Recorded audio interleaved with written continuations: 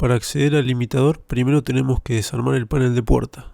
A la derecha tenemos el limitador. Tiene un tornillo que lo sujeta al chasis y dos tornillos que lo sujetan a la puerta.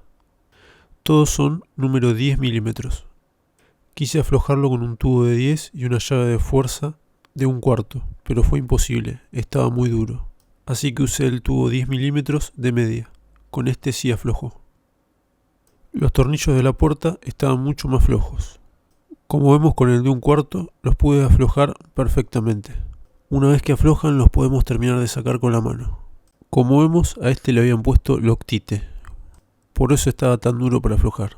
Ahora, para sacar el limitador, como vemos, está del lado de adentro de la puerta, así que tenemos que tratar de levantar un poquito el pegamento de este plástico sin romper nada, porque esto sella y hace de insonorizador.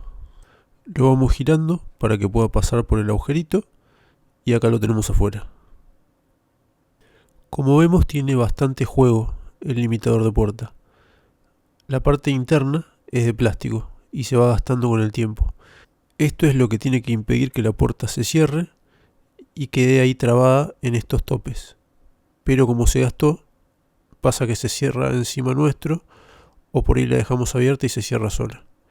También cuando la estamos abriendo, se puede llegar a abrir del todo y pegar en algún lado.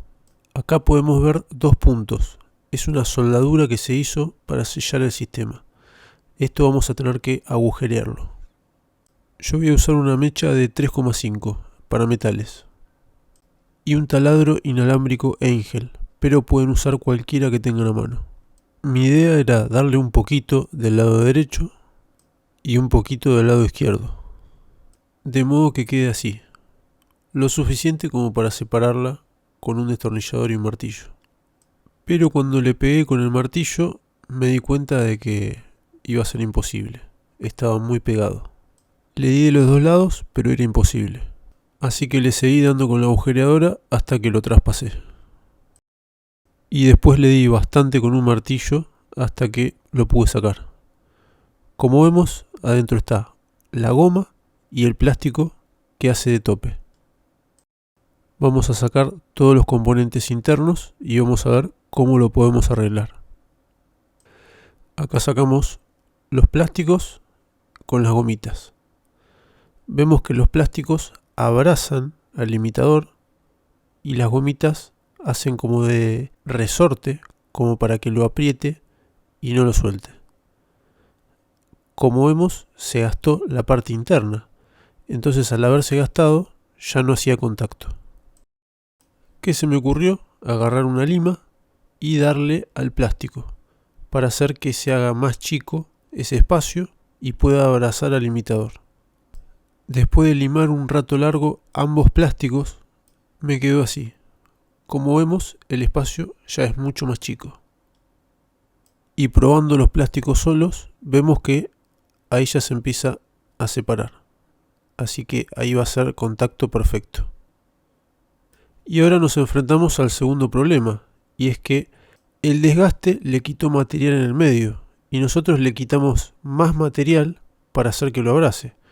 Pero ahora las gomas no van a llegar a ser tope y no van a funcionar de resorte porque hay menos material en general. Así que pensé en ponerle estos dos pedacitos de goma que recorté para que llegue a agarrar bien. Así compensa el material que falta. El problema fue colocarlo. Me resultó imposible, no había manera. Traté de poner primero uno, después el otro, empujarlo con un destornillador y no había manera. Más que nada porque la goma es flexible, entonces se resbalaba. Así que recorté unas chapitas y las puse con una pinza, lo que me resultó muchísimo más fácil. Si queda flojo, le podemos poner otra chapita. Bueno, acá lo coloqué con los 3 tornillos como para probar. Y vamos a ver cómo queda la puerta. La cerramos con la mano y vemos que llega al tope y no se mueve. La empujamos. Antes esto cerraba y no volvía. Como vemos, ahora sí cumple con su función. Quedó muchísimo mejor que antes.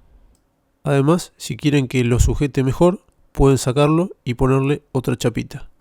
Pero para mí quedó perfecto.